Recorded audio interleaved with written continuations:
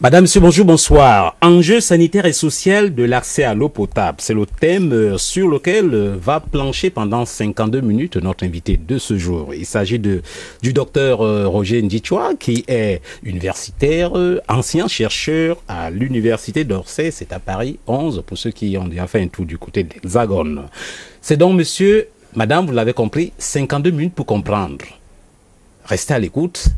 Dans un instant, nous revenons à vous, surtout pour vous parler du docteur Ndichwa Roger, qu'on ne présente plus dans le domaine politique et dans le monde des affaires. Bonjour, docteur. Bonjour Ben et bonjour à tous les téléspectateurs de la DBS. Voilà, habitué du plateau. Je vous en prie. Voilà. On sait que vous êtes homme d'affaires, on sait aussi que vous êtes conseiller municipal à Douala 2e, mais ce qu'on ne sait pas, c'est que vous êtes universitaire de haut vol, chercheur, vous avez fait vos humanités et vous enseignez, sauf hérésie de mon esprit, à l'université, je l'ai dit tantôt, d'Orsay, c'est à Paris 11. Disons que j'étais d'abord enseignant avant d'être homme d'affaires ou d'être homme politique. Oui, disons que je suis docteur Ndichwa, professeur à l'université d'Orsay.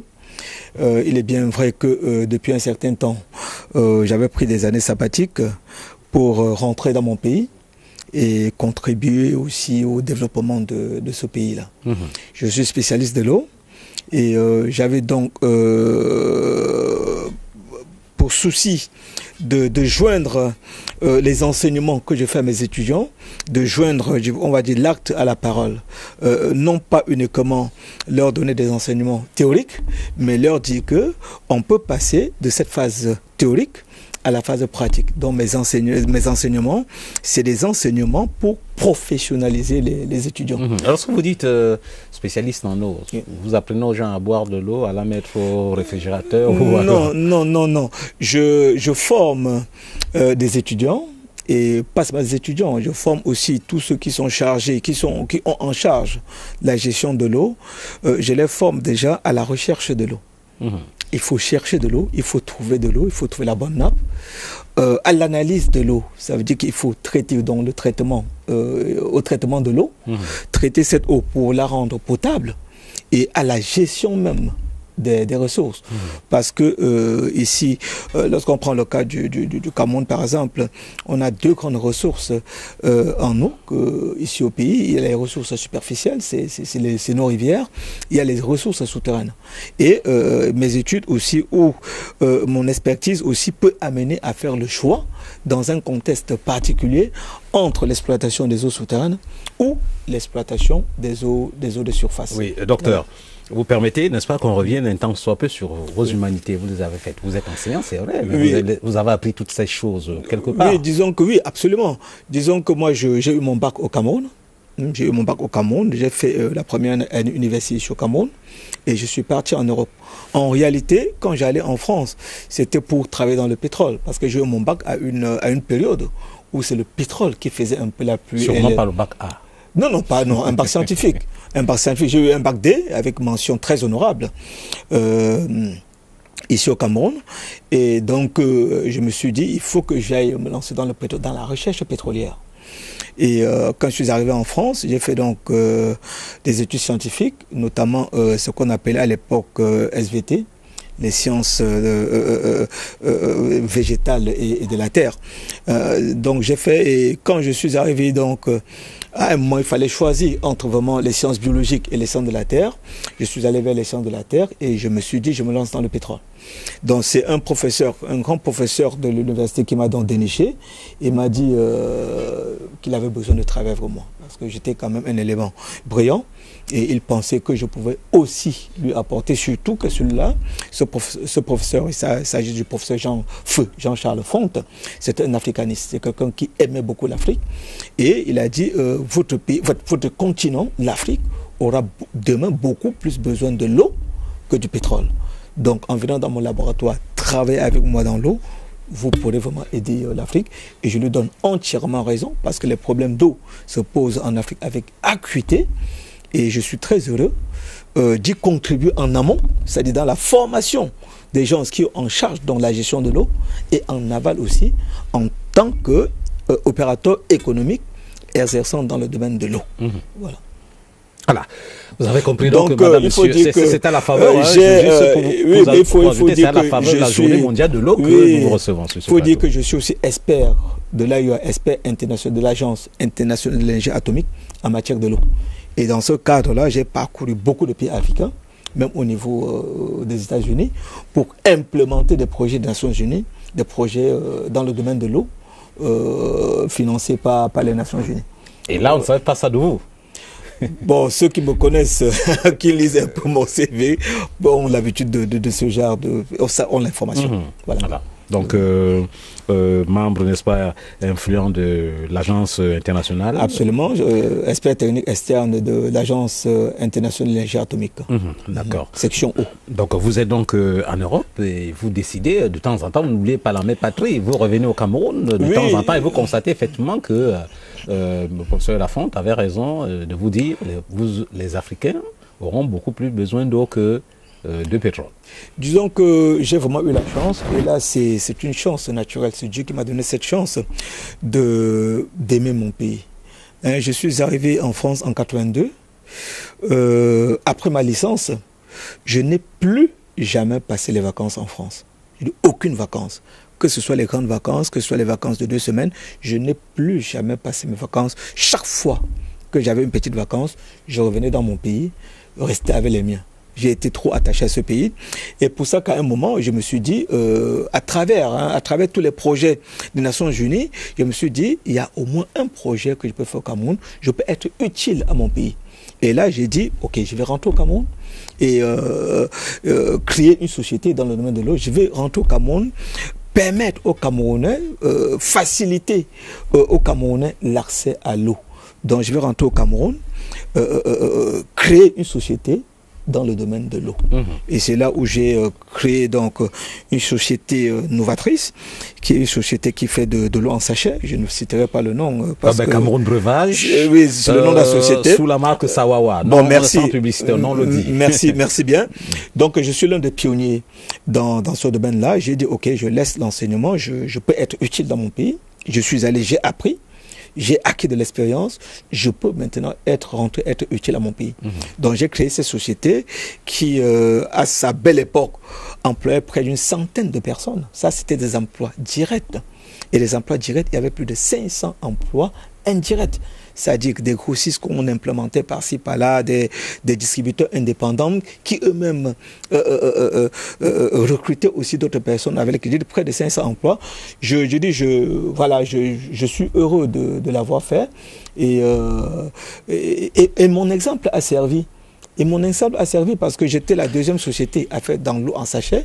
Aujourd'hui, il y a plus de 200 sociétés, ne serait-ce qu'à Douala. On va en parler tout à l'heure. Voilà. D'ailleurs, votre exemple a fait tache d'huile. Absolument. Vous n'avez pas attendu le discours du chef de l'État invitant la diaspora à venir, n'est-ce pas, s'investir. Non, je me plais toujours à le dire. Je me plais toujours à le dire. Et c'est aussi mon cheval de bataille. Avant, j'étais quand même le président d'une grande confédération, une grande association en France, qui est la Confédération du nez de France. J'étais le président de toute la Confédération du nez de France. Et chaque fois qu'il y avait l'occasion, moi je disais à mes compatriotes en France, nous ne sommes que des ambassadeurs. Nous sommes des chasseurs. Nous sommes en France pour chasser. Et quand on a eu son gibier, on doit rentrer au village, partager cela. Et aujourd'hui, je continue à le faire. Mon exemple, j'avais cru un moment que mon exemple pouvait servir à beaucoup d'autres, parce que beaucoup de Camerounais de la diaspora me regardaient. Donc, il y a quelques-uns qui sont venus et voilà, avec les difficultés du terrain, ils n'ont pas pu résister. Mais c'est dommage parce que on aurait pu leur faciliter vraiment la tâche, leur donner. Ils ne sont donc pas forcément blâmables. Non, non, ils ne sont pas blâmables. Je pense qu'ils ne sont pas blâmables. Bon, il est bien vrai que certains viennent aussi ici sans avoir préparé le terrain. Sans projet qui correspondent vraiment aux besoins de l'eau, c'est un besoin. L'eau, c'est un besoin. Et l'eau sera toujours un besoin. Hein, voilà.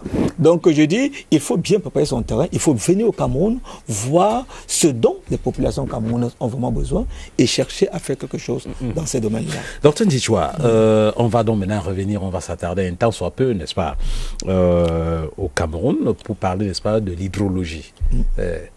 Comment comprendre qu'un pays gâté comme le Cameroun, je n'en voudrais pour preuve, n'est-ce pas, que chaque nom de département, ou presque au Cameroun, porte le nom d'un cours d'eau, si ce n'est pas, à quelques exceptions près.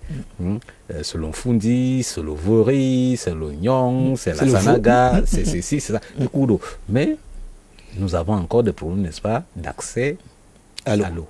Bon, on va dire à l'eau potable. Oui, d'accès à l'eau potable. Non, mais disons que les problèmes que pour cet accès à l'eau potable peuvent avoir plusieurs origines. Il y a l'origine naturelle. Il y a des origines naturelles. Et lorsque je parle d'origine naturelle, je vais prendre un exemple en deux.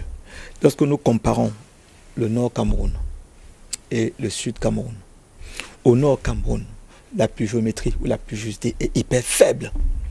Ce qui veut dire que la quantité d'eau potentiellement disponible pour la consommation est déjà naturellement faible. Parce que l'intrant, la fonction entrée, même ne suffit pas. Lorsqu'on vient par exemple dans le sud, nous sommes dans une région équatoriale, la région de la zone même où la mousson prend sa force, le golfe de Guinée, avec une pluie abondante. Mais il y a d'autres problèmes qui font en sorte que l'eau ne soit pas disponible pour la consommation. Il y a les effets anthropiques. Donc, j'ai parlé donc des effets naturels. Oui, plus précis, les effets anthropiques, c'est trop savant ça. Effets anthropiques. Oui, les effets anthropiques, c'est des effets liés à l'homme. C'est des effets liés à l'homme. Quand nous parlons de la pluviométrie, l'homme n'a aucun impact. Bon, quand on dit aucun impact, il faut mettre parce que l'homme aussi a contribué au changement climatique. Mais on dit naturellement, la pluviométrie n'est pas également répartie sur toute l'étendue du pays. Au nord, il pleut moins, donc la recharge est faible. À Dibuncha, il pleut tous les jours. Dans le sud-ouest. Par exemple, c'est le lieu, par excellence, c'est le lieu où il pleut le plus dans le monde. Donc, ici au sud, il y a trop de pluie, mais il y a d'autres causes. Alors, lorsqu'on parle d'effets anthropiques, c'est des effets liés à l'homme, c'est la pollution, notamment la pollution, et non seulement la pollution, il y a la déforestation aussi. Parce qu'il faut savoir que nos forêts jouent un rôle hyper important dans le cycle de l'eau. Il y a l'évapotranspiration, surtout chez nous. L'évapotranspiration est un élément hyper important lorsqu'on fait le bilan de l'eau. Puisque pour qu'il y ait de l'eau, lorsqu'on prend le cycle de l'eau, il y a la mer, tout part de la mer. La mer, donc, l'eau se transforme en vapeur, va en atmosphère, est emballée et migre sur le continent, et au fur et à mesure de sa migration, l'eau peut tomber dans certaines conditions sous forme de pluie ou sous forme de neige sous d'autres cieux. Donc, quand cette eau retombe sur le sol, une partie migre à la surface, c'est le réseau de surface, une autre partie s'infiltre pour former les eaux souterraines. Donc, au niveau de la phase évaporation, il y a la mer qui joue, la mer qui joue son rôle important, mais nous avons aussi une forêt qui évapotranspire, donc qui alimente aussi la vapeur d'eau, la vapeur atmosphérique, par son évapotranspiration. Et lorsque nous coupons nos forêts, vous voyez donc qu'il y a une grosse part de cette masse d'eau qui constitue le réservoir de vapeur qui est complètement enlevée. Et là, on a même de fortes chances qu'il ne pleuve même pas. Donc voilà un peu ce qu'on appelle les effets anthropiques. Il y a la pollution. Nous avons ici dans le sud beaucoup d'industries. On a nos fosses septiques qui sont des éléments aussi qui contribuent à polluer de l'eau et à diminuer la quantité, la masse d'eau potentiellement utilisable pour la consommation humaine. Donc il y a ça. Au-delà maintenant de tous ces aspects, il y a l'aspect financier. Parce qu'il faut dire que il faut dire que l'eau, une adduction d'eau, c'est quelque chose qui coûte aussi excessivement cher. Qui coûte excessivement cher. Et il faut donc les moyens. Il faut les moyens pour arriver à mettre en place des infrastructures qui permettent vraiment de transformer l'eau brute en eau potable pour les populations. Et il faut aussi ajouter deux autres causes, parmi les causes naturelles. Il faut aussi ajouter la géologie. Il faut aussi ajouter la géologie.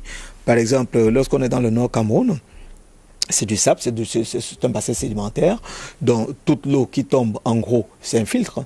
Et à un moment, l'eau s'infiltre tellement profondément qu'il faut aussi, parce qu'il n'y a pas, ça c'est du point de vue, il n'y a pas de niveau argileux qui retiennent. Dans certaines zones, l'eau s'infiltre profondément, qu'il faut aussi beaucoup de moyens pour donc ramener cette eau en surface. Par opposition à la géologie, par exemple, de Yaoundé ou de l'Ouest Cameroun, où on a des roches cristallophiliennes, qui sont des roches réputées imperméables et qui ne permettent pas, si on veut, en étant vraiment strict dans la roche brute, qui ne permettent pas l'infiltration d'une grosse masse d'eau en dehors donc, de la zone superficielle qui est la zone arénétique de ces formations-là. Mais après maintenant, il y a aussi la gestion des hommes. C'est pour ça que c'est plus facile d'avoir de l'eau dans ces régions qu'ailleurs. C'est plus facile d'avoir de l'eau à Douala que de l'eau souterraine. On va entendre parlons de l'eau souterraine à Douala par exemple, que dans la région de l'Ouest où les roches sont dures et puis l'infiltration n'est pas suffisante, ou même si elle est suffisante, la couche de la formation des altérites au-dessus de la roche mère, cette couche est tellement faible que même s'il y a une infiltration, après maximum 2 semaines, cette eau peut tarir et puis tous les puits sont complètement vides.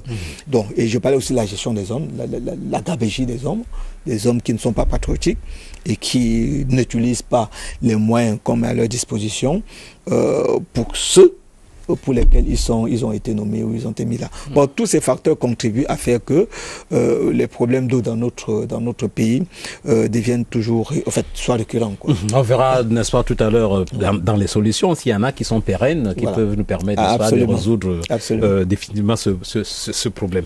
Mais en attendant, vous avez compris, c'est à la faveur de la Journée mondiale de l'eau qui se célèbre tous les 22 mars. Nous allons suivre ce reportage, n'est-ce pas, qu'a réalisé Alain Diok. L'eau, c'est la vie, a-t-on coutume de dire. En ce jour de sa célébration, il n'est pas difficile de canaliser ce robinet qui me sert de bouche et parler du salon de l'eau organisé à l'occasion de la Journée mondiale de l'eau ici à Douala. L'événement organisé par le sectoriel en charge de l'eau et de l'énergie du littoral qu'accompagnaient plusieurs autorités présentes. Il en ressort des scientifiques des temps modernes que la définition de monsieur le maître de l'école primaire quant à la qualité d'une bonne eau est dépassée. Ce n'est pas comme auparavant, on disait qu'une eau bonne, c'est une eau qui est sans saveur, sans couleur. Aujourd'hui, on est passé à une autre définition de l'eau. On analyse des paramètres physico-chimiques, ça veut dire les éléments chimiques comme le calcium, le fer, les plombs et autres. Ce liquide précieux se consomme par segment, c'est le cas de le dire. Les nourrissons doivent avoir les types d'eau, les personnes âgées doivent avoir les types d'eau, les femmes enceintes doivent avoir les types d'eau. Et c'est pourquoi on va distinguer l'eau en l'eau douce, l'eau dure. L'eau douce, c'est recommandé pour les personnes âgées. Mais comment distingue-t-on l'eau potable et l'eau souillée? Une eau qui n'est pas bonne, on doit passer aux analyses parce que des visu, on ne peut pas savoir si l'eau est bonne ou pas. Parce que la clarté de l'eau ne veut pas dire que l'eau est très bonne. Mais maintenant, ce qu'il y a des eaux en sachet, le plus souvent, l'eau qui sort du forage est bonne. Mais le problème qui se pose, c'est la manipulation. Toute chose qui prête le flanc à l'eau en sachet, dont la qualité est souvent très douteuse. La potabilisation de l'eau avec matériaux bioactivés à des fins économiques et écologiques est ici pointée du doigt. Si elle n'est pas faite dans les règles de l'art, on ne dira plus l'eau c'est la vie, mais plutôt l'eau potable c'est la vie.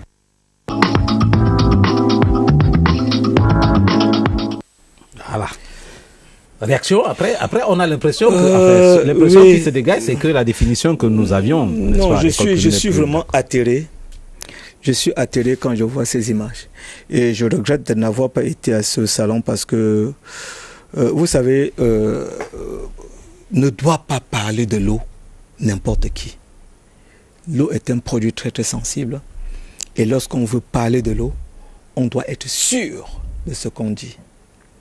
On doit être sûr de ce qu'on dit. Je vais prendre 2 ou 3 éléments que j'ai suivis dans ce reportage et qui me rendent vraiment nerveux. L'intervenant dit qu'il y a l'eau douce, l'eau dure et l'eau dure. C'est faux. On oppose à l'eau douce l'eau saumâtre. On oppose à l'eau douce l'eau saumâtre, donc l'eau des mers et tout ça. Dans l'eau douce, on a des eaux dures. Vous comprenez? Donc, on oppose à l'eau douce l'eau saumâtre. Il ne peut pas dire qu'il y a des eaux douces et des eaux dures. Non. C'est pas ça. Donc, c'est très... Je prends d'abord... Je veux prendre un autre oui, truc. Non, nous restons là. C'est important. Nous savons que, parlant des petites connaissances que nous avons, on parle, qu'est-ce que je veux dire? Du poisson d'eau douce, du poisson d'eau... l'eau saumâtre, c'est toutes les eaux des mers. C'est des eaux salées. C'est des eaux salées. Pour les boire, il faut un traitement adapté. L'eau douce, c'est les eaux de nos terres. C'est nos eaux là, les eaux qu'on trouve là, qui sont très très faiblement minéralisées par rapport à l'eau de mer. La minération de l'eau de mer, c'est dans les 10 grammes par litre. L'eau douce, c'est quelques centaines de, parfois même quelques milliers de milligrammes. Là, je parlais de 10 grammes. Ici, je parle de milligrammes par litre. Donc, il faut qu'on fasse très, très attention. Et l'eau dure, c'est quoi? Une eau dure, c'est une eau qui comporte beaucoup de calcium et beaucoup de magnésium. Les sels calco-magnésiens. Voilà une eau dure. Et cette eau dure, il faut... malheureusement, on n'en a pas ici suffisamment. Lorsque nous prenons, par exemple, Douala, lorsqu'on prend la région de Douala, et je vais dire qu'on trouve les eaux dures dans des formations calcaires ou dans des formations dolomitiques qui sont des formations sédimentaires. Les formations calcaires sont à 100% formées de calcium, CaCO3. Dans les formations dolomitiques, c'est CaMg, calcium, magnésium, plus les carbonates. Donc lorsqu'il y a dissolution, tous ces éléments se retrouvent dans l'eau et la teneur en calcium et en magnésium peut être au-dessus de la limite de saturation. En ce temps-là, vous allez voir dans ces eaux, ces dépôts. Et c'est pour ça que dans certaines zones, on a des calculs rénaux parce que ce sont ces eaux, ces calcium ou ces carbonates qui se déposent. Vous voyez par exemple certains fers à repasser, il faut les détartrer. C'est parce qu'effectivement, il y a suffisamment de calcium ou de magnésium dans cette eau et qui tartrent, qui forment dans des tartres et qui peuvent bousiller vos appareils électriques. Et quand c'est dans le corps, vous dites que ça peut causer des calculs. Des calculs rénaux. Oui, c'est à l'origine des calculs rénaux, c'est les eaux très très dures. C'est pour ça que pour ces eaux, il faut les adoucir. Il faut enlever une bonne partie du calcium ou du magnésium dans cette eau. Donc c'est l'une des choses. Et surtout, il a dit que les grandes personnes doivent boire de l'eau douce. Alors si il a dit eau douce et eau dure, s'il dit donc qu'il y a de l'eau pour les nourrissons, de l'eau pour des vieilles personnes, des eaux pour des femmes enceintes, et il dit que les vieilles personnes doivent boire de l'eau douce, ça veut dire que les enfants ou les autres doivent boire de l'eau dure. Vous voyez le raisonnement. C'est faux. C'est faux. Pour les nourrissons, les eaux doivent être faiblement minéralisées avec une très très faible quantité. Il ne doit même pas avoir de nitrate dans les eaux pour les nourrissons. Donc pour les nourrissons et même pour tout le monde. Pour tout le monde. Pour tout le monde, des eaux faiblement minéralisées sont bien pour nous. Dans tous les cas, il y a dans ces eaux contiennent des sels minéraux et chaque sel minéral a sa concentration maximale qu'il faut dans l'eau pour que cette eau soit considérée comme eau potable. Et quand elle est douce, vous dites, il n'y a rien du tout Non, je dis quand elle est douce, ça ne veut rien dire. Ça ne veut rien dire du tout. L'eau douce, c'est une eau douce parce qu'elle est fermement minéralisée. Elle est trouvée sur les terres fermes. Voilà l'eau douce.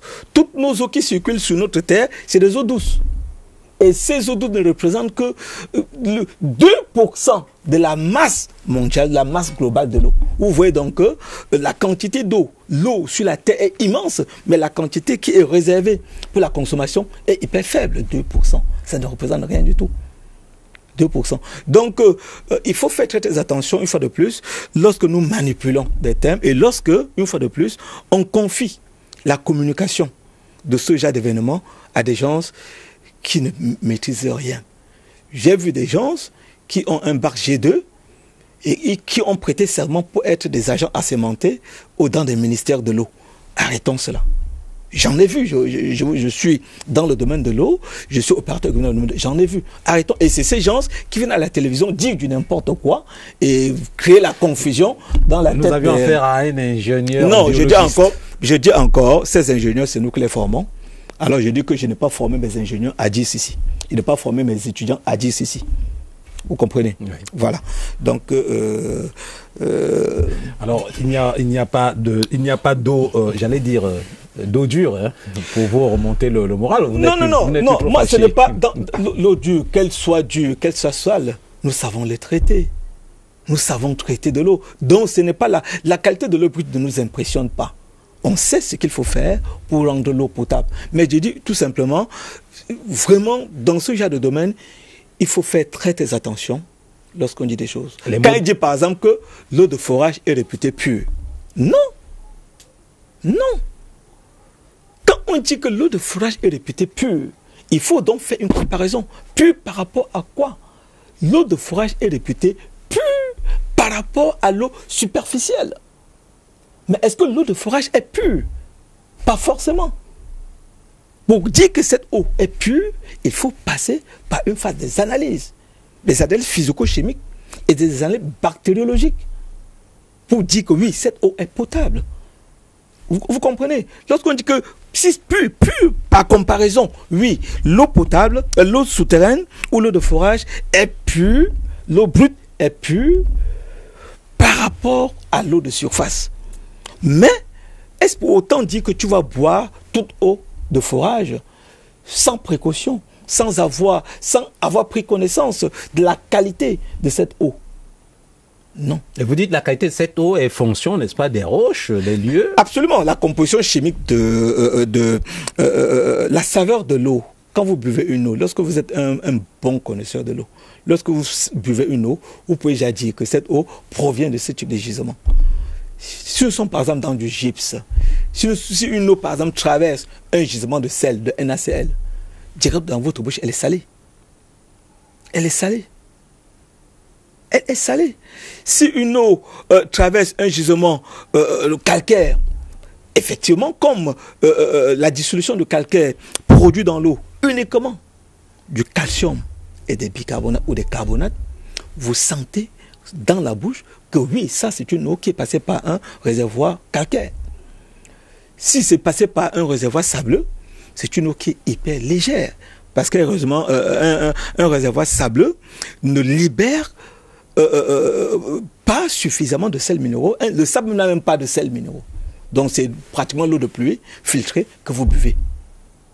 Donc ça, c'est dit globalement comme ça, oui, c'est comme ça qu'il faut prendre la chose. Donc il faut faire très très attention. Lorsqu'on a une eau de forage, vous allez, quelqu'un qui a fait un forage, il doit toujours mettre à côté eau potable, eau non potable. Et il ne peut le dire que s'il a fait une analyse, pas seulement une seule analyse. Nous proposons de faire une analyse sur une année, puisqu'il y a une variation saisonnière. Donc en saison sèche, l'eau dans le sol n'a pas le même comportement que celle qu'elle a en saison de pluie. Donc il faut faire une analyse en saison sèche, une analyse en saison de pluie, peut-être sur 4 années comme ça, pour prendre une moyenne. Avoir une moyenne, et en ce moment, vous pouvez dire, ok, mon eau est potable parce que vous avez pris le temps, dans le temps, vous avez une eau qui est de bonne qualité. Parce que vous pouvez voir une eau aujourd'hui qui est influencée par exemple par un phénomène.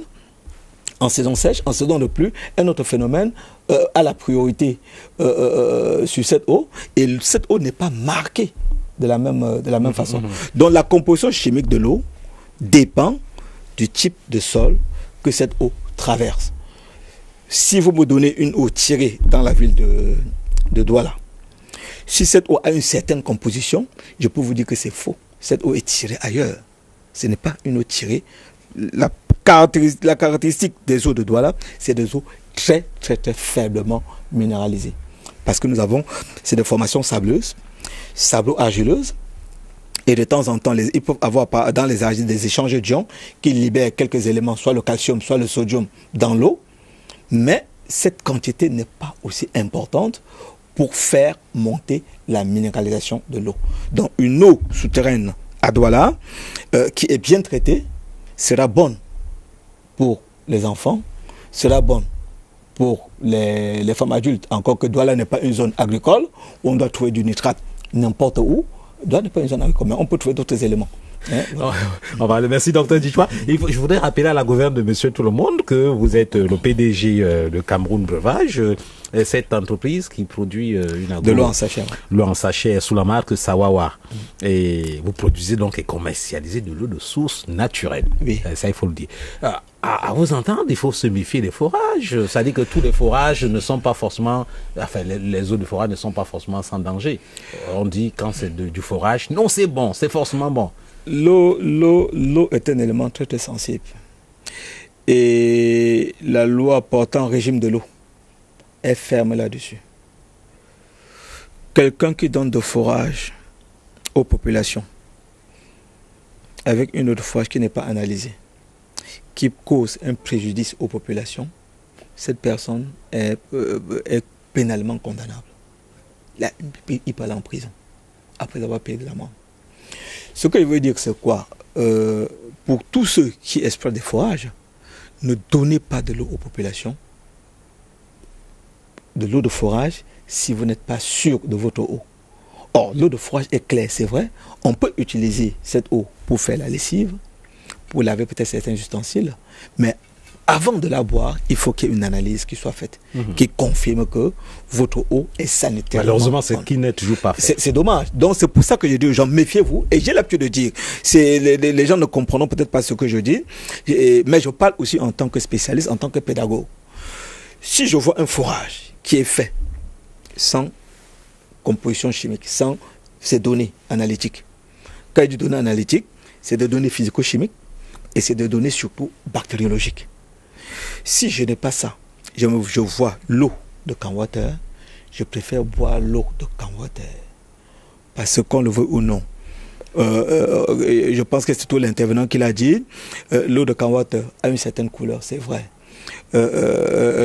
Mais du point de vue bactériologique, quand vous prenez l'eau de Canwater, ça dégage même une odeur de chlore résiduel, donc d'eau de javel. Ça veut dire que cette eau est traitée.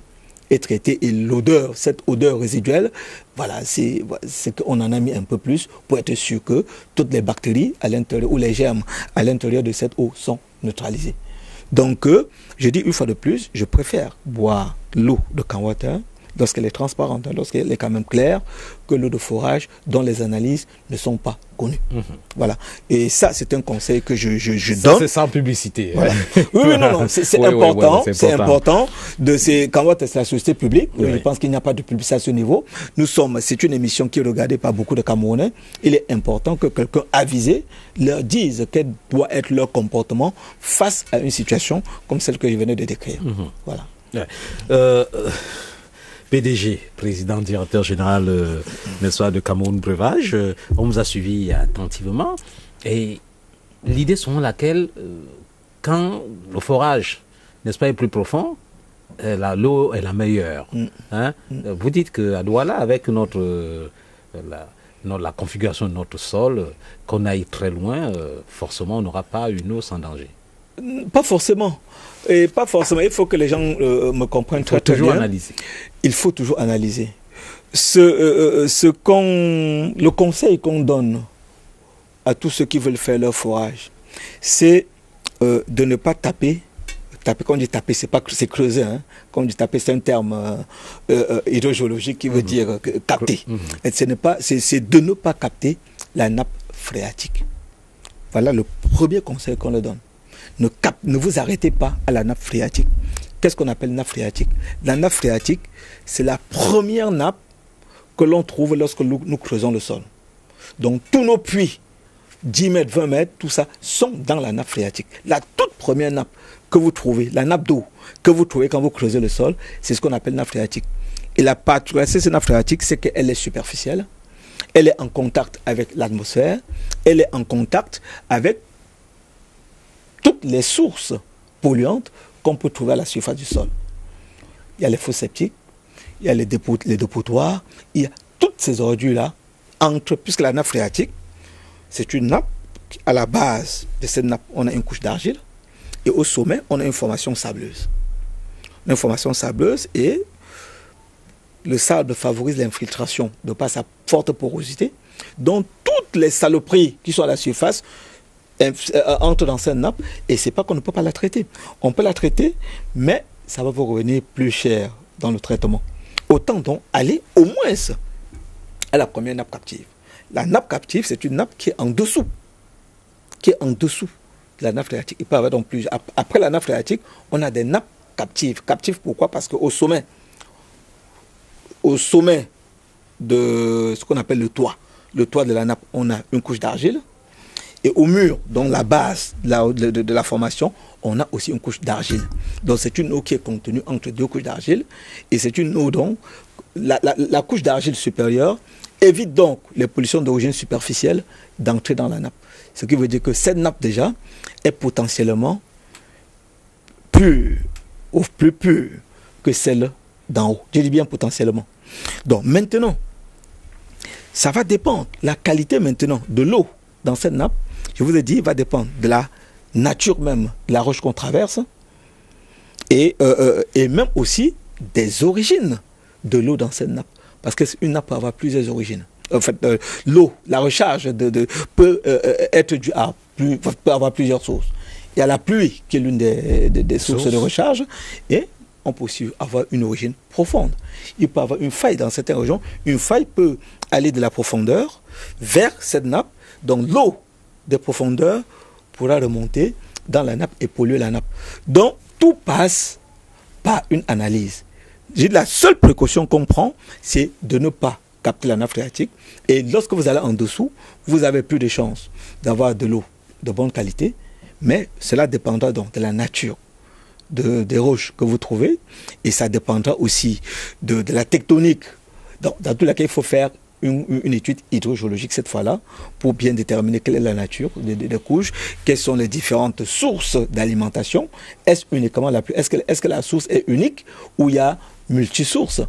Parce que il peut avoir des moments de faille et une nappe, par exemple, sableuse, s'affaisse parce qu'il y a eu un mouvement de faille, les couches se sont affaissées et une eau provenant d'une autre couche vient alimenter. Donc il y a des études comme ça qu'on fait au préalable pour bien définir le contexte hydrogéologique dans lequel on est et bien déterminer, avec des études géophysiques aussi, déterminer le niveau qu'il faut vraiment capter pour être à l'abri déjà de la quantité de l'eau et même déjà de la mauvaise qualité. Voilà.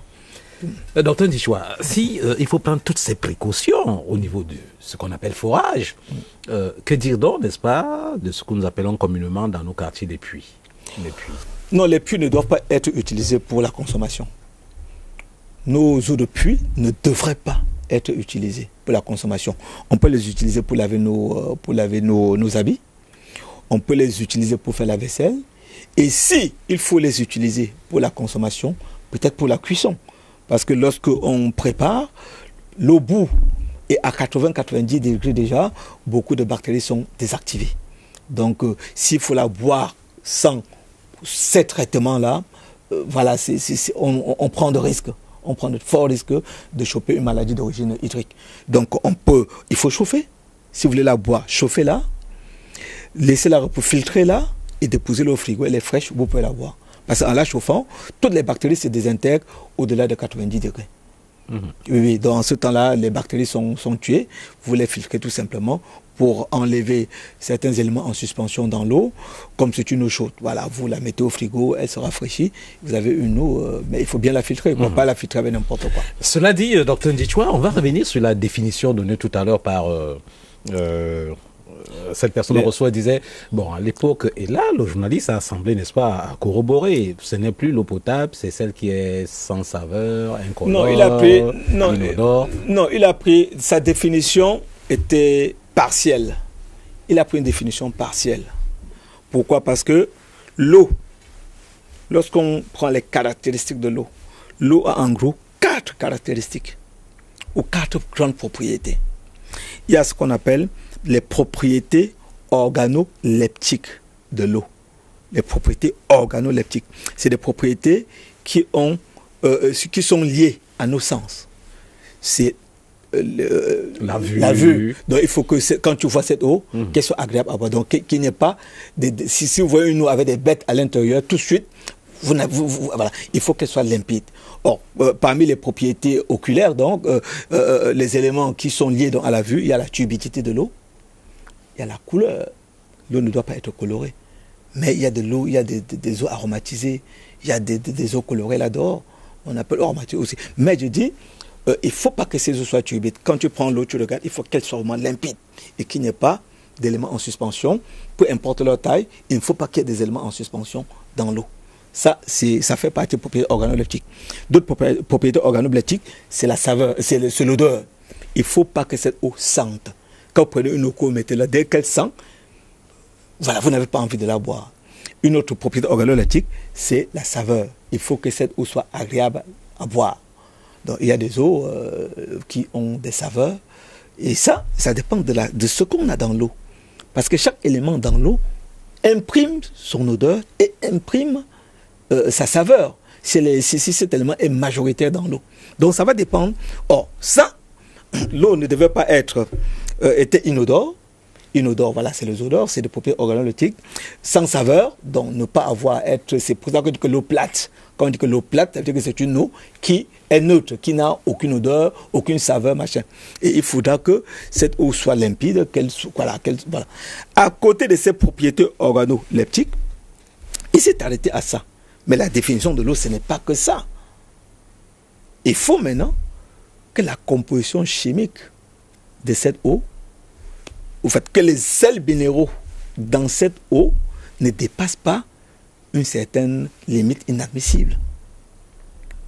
Il faut que les teneurs, puisque les eaux ont des éléments majeurs, ces éléments majeurs, c'est des sels minéraux qui proviennent des grandes masses qu'on trouve dans la terre. Il y a le calcium, il a dit, il y a le magnésium, il y a le sodium, il y a le potassium. Ces éléments sont appelés des cations. C'est des cations majeurs. Il y a maintenant des anions, c'est les chlorures, c'est les bicarbonates, c'est les sulfates et c'est aussi les nitrates dans certaines zones. Ça, c'est les anions majeurs. Voilà les 8. Et si on ajoute à ça la silice, en gros, voilà les 8 éléments qui forment la majorité. Ces éléments représentent dans toutes les eaux près de 90 à 95% de l'eau en termes de sels minéraux. Mais les 5% qui restent, c'est les éléments toxiques, c'est le fer, c'est le manganèse, c'est le cobalt, c'est toutes ces saloperies. Ces éléments sont mineurs, mais c'est les éléments les plus dangereux qui sont nocifs à la santé de l'homme. Donc, il faut absolument avoir l'analyse physico-chimique. Ça, c'est les propriétés physico-chimiques de cette eau. Il faut l'avoir. Tant que vous n'avez pas ça, une eau peut être limpide, mais tant que la composition chimique n'est pas bonne, cette eau n'est pas bonne à boire. Une eau peut avoir une très très bonne composition, mais tant qu'elle sent, même si du point de vue sanitaire, elle n'a pas de problème, ça ne vous pousse pas à la boire. Ça ne vous pousse pas à la boire, parce qu'elle sent, vous avez des doutes dans la tête, ça ne passe pas. Maintenant, à côté de ces propriétés physico-chimiques, il y a des propriétés sanitaires. Il faut maintenant avoir les propriétés bactériologiques de cette eau. Est-ce que dans cette eau, on peut trouver des germes? Est-ce qu'on peut trouver des germes? Il faut donc faire des analyses bactériologiques pour montrer que cette eau est bonne pour la santé parce qu'elle ne contient pas de germes pathogènes. Des germes qui peuvent gêner. Et ensuite, il y a une dernière que nous n'avons pas, on n'en parle même pas ici, c'est les propriétés isotopiques de cette eau. Parce que cette eau peut avoir des éléments radioactifs qui donnent plutôt du cancer aux populations. Mais ça, on n'en parle pas parce qu'ici, on n'a pas des éléments, on n'a pas d'outils pour pouvoir analyser toutes ces propriétés radiologiques d'une eau. Alors qu'en principe, il en faudrait. Voilà en gros les 4 propriétés, les 4 grandes propriétés qui définissent l'eau. Donc si on s'arrête seulement aux propriétés organoleptiques, oui, c'est ce qu'on nous enseignait quand on était à la CIL, elle doit être un peu machin, parce qu'on sait qu'au moins nous pouvons accéder, nous étant bébés, on peut accéder à ça. On peut savoir si une eau chauffe, on peut voir une eau. Mais ça, on s'était arrêté au niveau où on était. Donc on ne peut plus, lorsqu'on parle aux grandes personnes, dire que la définition de l'eau c'est ça. Non, c'est une définition qui est parcellaire. Il faut vraiment présenter la définition générale et définitive de l'eau, et c'est à partir de là qu'on pourra dire que cette eau est bonne ou pas. Docteur Ndichwa, dites, tous ces sachets, ces eaux en sachet, dehors de Saoa, parce que nous connaissons votre expertise, est-ce qu'il y en a qui prennent vraiment le temps de nous dire, nous consommateurs de ces eaux, de quoi est composée, n'est-ce pas, cette eau qu'on nous vend en sachet par exemple, et même de plus en plus dans des bouteilles. Est-ce qu'il y a du calcium, du magnésium, tout ça bien dosé? Qui sont ceux qui le font? Non, et il y en a qui utilisent même de l'eau de pluie, dit-on. Oui, non, l'eau de pluie, on peut traiter l'eau de pluie et en faire une très bonne eau. Oui. Ce n'est pas à ce niveau que ça me choque. Non, la question que vous posez, je vais parler avec la rigueur scientifique qui doit caractériser tout intellectuel. Hein. Je dis, parmi les producteurs d'eau en sachet, il y en a qui sont vraiment soucieux de la qualité de l'eau. Mais il y a aussi beaucoup, ce n'est pas parce qu'ils auront écrit sur leur sachet la composition chimique de l'eau qu'en réalité, ils analysent ces eaux. Je profite de votre question pour uniquement leur dire que lorsque nous avons décidé de lancer de l'eau en sachet, c'était vraiment un défi. C'était un défi parce que, je le dis, hein, j'ai parcouru le monde, hein, pour le monde, surtout l'Afrique, pour implémenter les projets liés à l'eau. J'ai vu ce qui se faisait en Afrique et je me suis dit, le Cameroun, notre pays, comme vous l'avez dit, nos populations ne devraient plus souffrir de l'eau. Hein, l'eau en sachet, je l'ai découvert dans beaucoup de pays. Et à moi, je me suis dit, merde, je m'excuse du mot, un truc comme ça, on peut le faire dans notre pays. Et dit, voilà l'occasion pour moi de faire quelque chose de bien pour mon pays. Mais malheureusement, beaucoup de gens s'y sont lancés par gain, par souci de gain. Non, c'était d'abord vraiment quelque chose, un acte citoyen, avant d'être un acte qui pouvait faire nourrir son homme. C'était d'abord vraiment, je restais enfant, j'étais professeur d'université, je gagnais bien ma vie. J'étais dans les avions tous les jours. Mais je dis, un moment on se dit, et alors, après, qu'est-ce que vous aurez laissé?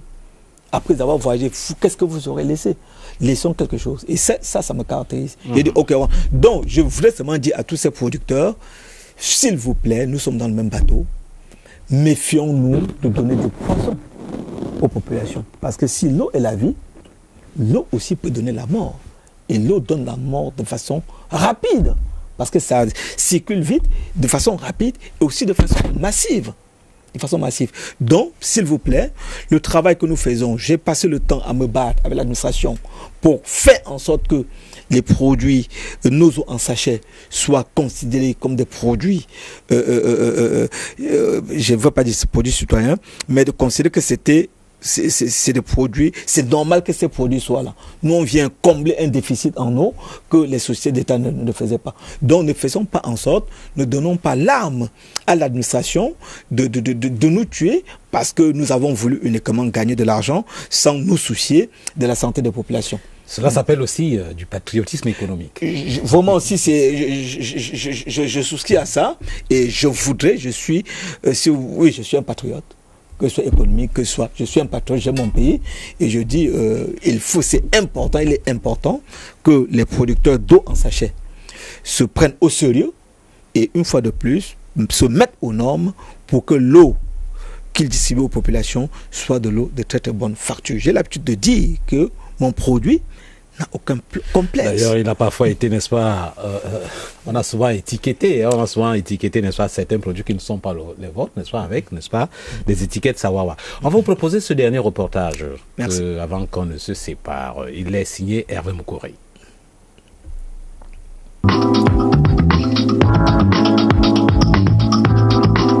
L'eau potable est devenue pratiquement un produit de luxe. Son déficit dans les grandes villes est la cause du calvaire des populations.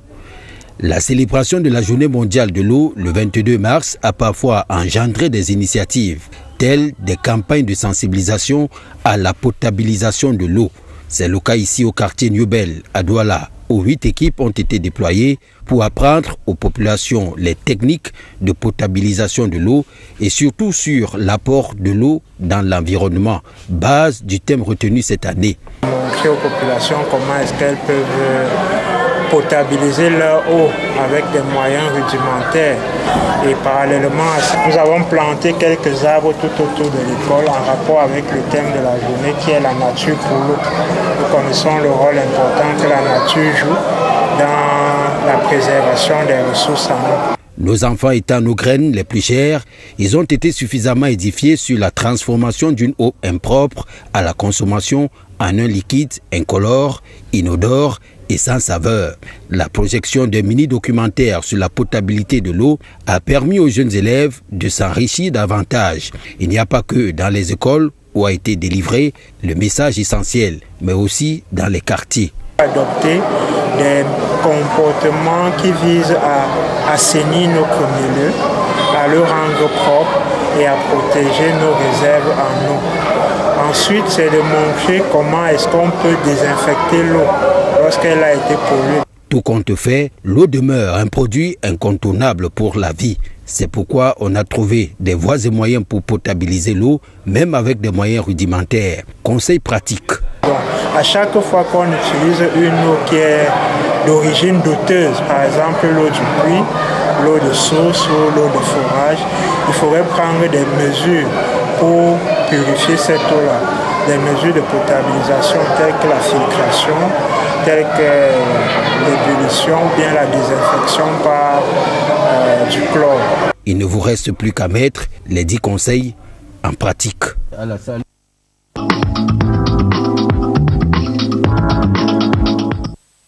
Voilà, retour en plateau pour parler, n'est-ce pas, de la potabilisation de l'eau.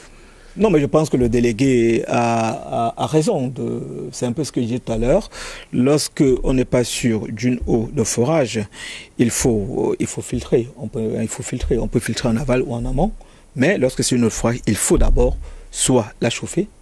Et lorsqu'on la porte à ébullition, on est dessus de 100 degrés. Donc on est sûr que les bactéries ou les germes pathogènes présents dans cette eau sont complètement désactivés. On peut aussi utiliser de l'hypochlorite de sodium, ça c'est de l'eau de javel concentrée. On peut les utiliser, les mettre dans l'eau et barboter après un certain temps pour que l'eau de mer, la mettre vraiment à une bonne dose, hein, parce qu'il y a des calculs. Hein, parce que si vous dépassez la dose, vous risquez de vous tuer par empoisonnement. Donc, dès qu'on a mis l'eau à ébullition, après ça se refroidit, on filtre et on met au frigo, il n'y a pas de problème. Donc je pense que ces règles-là, c'est les règles que chacun peut adopter à la maison, que ce soit l'eau de puits, en fait, en ce qui concerne les eaux souterraines. Voilà. Donc, je souscris entièrement à ce qu'a dit le délégué régional. Tout à fait. Mais, docteur Djitua, tout à l'heure, parlant des sols, vous faisiez allusion, n'est-ce pas, à ces eaux, n'est-ce pas, qu'on peut avoir dans des zones industrielles. Absolument. Également dans des zones agricoles. Absolument. Voilà. Et je voudrais m'intéresser, n'est-ce pas, à ces zones industrielles, avec tout ce qu'il y a comme polluant. Ça impacte forcément sur l'eau. Absolument, absolument. Dans toutes les zones agricoles, les engrais marquent l'eau. Les engrais marquent l'eau. Vous ne verrez aucun... quand je dis vous ne verrez aucun, je veux dire que vous ne verrez aucun puits. Je vais dire ça comme ça. Vous ne verrez aucun puits dans une zone purement agricole qui ne soit marqué par des intrants agricoles, des engrais, notamment les nitrates. J'ai piloté un projet en France, c'était le projet Fertimieux. Il y a toute une zone en France, même dans le nord-est de la France, où l'eau est imbuvable à cause des nitrates. Or, le projet Fertimieux était de voir exactement quel était le comportement du sol. Quel était le comportement du sol sur la qualité de l'eau, puisque le type de sol aussi, il y a des sols qui utilisent par exemple des nitrates, plus que, il y a des sols qui absorbent même le nitrate plus que d'autres. Il y avait ça, donc nous, c'était donc de voir, dans cette étude, on utilisait le marqueur isotopique de l'azote pour voir vraiment l'origine de l'azote. Est-ce que cette origine était agricole? Auquel cas, avec différents types de sols, quels sont les types de sols qui sont de bons filtres dans un environnement agricole où on peut utiliser des nitrates. Or, pour répondre à votre question, tous les puits dans des zones agricoles doivent être traités. Bien traités. Bien traités. Parce que ces puits, qu'on le veut ou non, sont marqués par les sels minéraux contenus dans des intrants, notamment agricoles, notamment les engrais. Voilà. Donc, vous le verrez, je dis vraiment, je le dis de façon catégorique, dans des zones agricoles, il y a de très fortes chances, près de 99% de chances que les eaux de nappe phréatique soient polluées par ces intrants. Voilà. Donc, et ça nécessite donc une potabilisation de ces eaux en enlevant le nitrate ou en les maîtrisant. Et comment l'enlever? Dieu n'est pas le seul à savoir, c'est d'ailleurs, c'est peut-être une lapalissade ou c'est que de polychinelle. Dieu n'est pas le seul à savoir qu'au Cameroun, nous avons, n'est-ce pas, des zones comme du côté de Djombe, où on cultive de la banane, il y a des grandes exploitations. Oui. Et ça, c'est depuis des lustres, n'est-ce pas, qu'on utilise des engrais. C'est dit donc que de ce côté, il faut être regardant. Et si on analyse l'eau du sol, si on analyse l'eau des puits, on doit trouver des nitrates. Et même des forages. Même dans certains forages. Pourquoi? Parce que dans ces zones-là, c'est des zones pratiquement volcaniques. Hein. Ces zones volcaniques. Et il n'y a pas de barrière naturelle comme on peut les avoir ici à Douala, avec des argiles. Et dans ces zones volcaniques, il y a des zones à forte circulation qui peuvent être des failles, des zones à forte circulation qui peuvent être le contact de la roche-mère avec toute la pouzzolane qui est au-dessus. Et c'est des zones à forte circulation d'eau. Que ce soit les failles, que ce soit ces zones de contact-là, c'est des zones à forte circulation. Lorsque nous allons dans ces zones chercher de l'eau, nous cherchons les failles. On cherche les zones faibles. On cherche des failles là où il y a une agrégation de failles. Et c'est là-bas dedans qu'on fait le foie parce que ces failles-là ramènent les eaux de partout pour les concentrer quelque part. C'est des zones à forte circulation. Et qui dit zones à forte circulation, dit aussi zones vulnérables en termes de pollution. C'est une zone vulnérable en termes de pollution. Donc, je dis une fois de plus, dans ces zones-là, lorsqu'on fait un forage, il faut être hyper regardant, faire des analyses et être sûr que le système de traitement qu'on met en place prenne en compte effectivement les résultats des analyses. Ça veut dire que si c'est les nitrates qui plombent la qualité de cette eau, il faut mettre en place un système pour enlever les nitrates dans ces eaux-là. Voilà. Si c'est comme ça aussi ici à Douala. Il y a des zones ici où la nappe phréatique est polluée par des éléments toxiques qui sont des éléments venant des industries. Ça ne sera pas les nitrates comme dans les zones agricoles, mais dans les zones industrielles aussi, il y a des marqueurs de pollution industrielle. Et lorsqu'on fait un forage dans ces zones-là, nous ne cherchons pas. Lorsqu'on fait des analyses, on ne cherche pas n'importe quoi. On cherche ces marqueurs-là. On cherche ces marqueurs. Si ces marqueurs ne sont pas là, voilà, on peut commencer donc à chercher d'autres. Mais c'est d'abord, dès que ces marqueurs sont là, on sait ces marqueurs sont accompagnés par une panoplie, par un faisceau d'autres éléments. Et puis voilà, c'est par exemple même pour les germes bactériologiques, on cherche d'abord la matière fécale. On cherche d'abord des indicateurs de pollution de présence de matière fécale. Et quand ces éléments-là sont là, on sait qu'il y a dans nos fortes chances que d'autres éléments aussi soient présents. Pardonnez-moi la faiblesse tout de suite de lier, n'est-ce pas, ces eaux, n'est-ce pas, minéralisées, profondément minéralisées, n'est-ce pas, aux maladies, aux calculs rénaux, parce qu'on voit des jeunes enfants qui souffrent, n'est-ce pas, de ces calculs rénaux, qui souffrent de ceci. Non, moi je dis encore ceci. Je dis encore ceci, lorsqu'on prend l'eau de Douala, lorsqu'on prend vraiment l'eau de la ville de Douala, ce sont des eaux qui sont très faiblement minéralisées. Donc, je dis vraiment, il y a moins de chances que ce problème de calcul rénaux se pose. Bon, lorsqu'on va dans certaines zones, on peut avoir une présence de calcium qui puisse être quand même de nature à impacter, notamment ce problème de calcul rénaux, à rendre l'eau dure. Et je dis que lorsque vous buvez pendant un bon bout de temps une eau dure, il y a de fortes chances que vos reins en souffrent à un moment avec ce problème de calcul. C'est des petits grains comme ça, hein, qui sont des grains de calcium et tout ça déposés dans le temps et qui vous... Voilà. Donc, Donc je pense que nos sociétés ici font quand même des efforts pour bien potabiliser. Voilà, écoutez, on ne va pas faire dans la langue de bois. Voilà. Ces eaux qui nous viennent ne sont pas forcément de Douala, elles viennent parfois d'ailleurs. Non, mais c'est vrai qu'on a des eaux importées. Voilà. Vous savez qu'en Europe, le bassin, c'est des bassins calcaires en Europe. Hein, les bassins sont trop calcaires et il y a des eaux minérales qui ne sont pas potables. Hein. Vous le savez ça.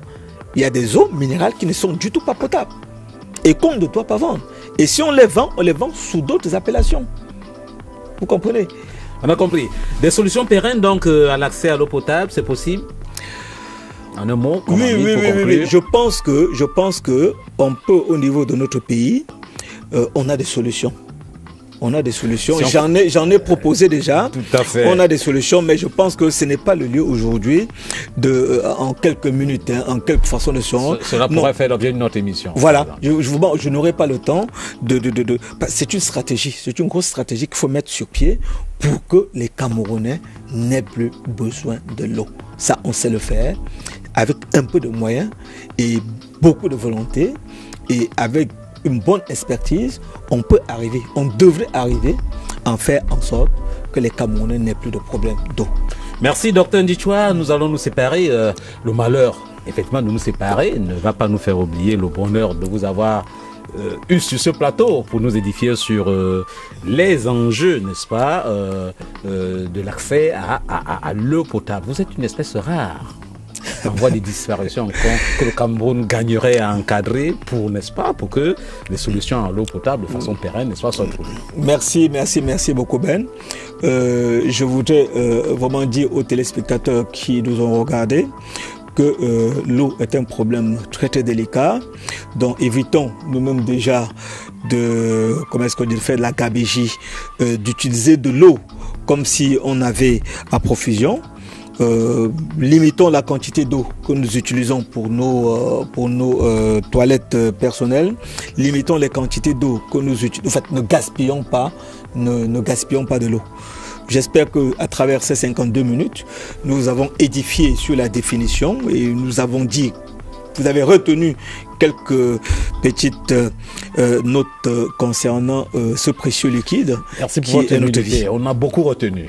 Merci pour votre humilité. Merci beaucoup. Madame, monsieur, ça a été un plaisir de vous avoir et vous savoir très très nombreux à l'écoute de cette édition de 52 minutes qui va s'achever. Merci à Dr Ndichwa également. Nous serons ravis de vous retrouver prochainement pour une autre édition de 52 minutes pour comprendre d'autres choses de la vie.